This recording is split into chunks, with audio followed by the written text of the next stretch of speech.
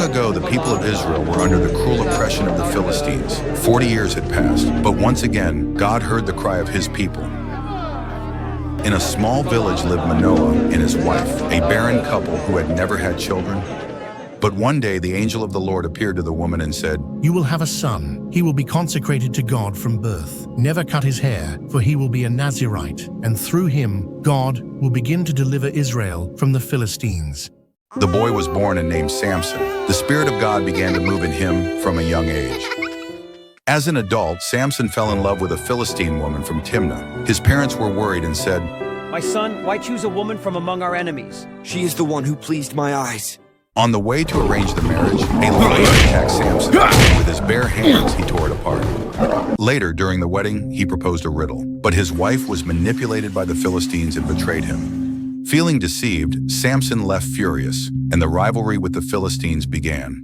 In retaliation, Samson tied torches to 300 foxes and set fire to the Philistines' crops.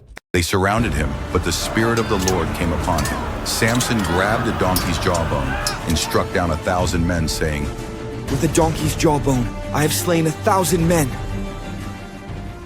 Samson judged Israel for 20 years, but his true weakness was not in his muscles. It was in his heart. One day he went to Gaza and slept with a prostitute. The Philistines surrounded him at night. But before dawn, Samson got up, tore off the city gates, and carried them to the top of a hill.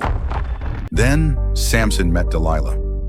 The Philistines bribed her to discover the secret of Samson's strength. After 3 failed attempts, Delilah insisted, "If you truly love me, tell me the truth." Samson, exhausted, revealed, "If my hair is cut, I will lose my strength." Delilah lulled him to sleep in her lap and had his head shaved. The Philistines seized him, gouged out his eyes, and forced him to grind grain as a slave. But Samson's hair began to grow again, and his heart turned back to the Lord. During a great feast in the temple of Dagon, the Philistines brought Samson out to mock him. Samson whispered in prayer, "Oh God, give me strength just once more." He placed his hands on the pillars that supported the temple and said, "Let me die with the Philistines." With a cry of strength, he closed the pillars. The temple collapsed, killing thousands.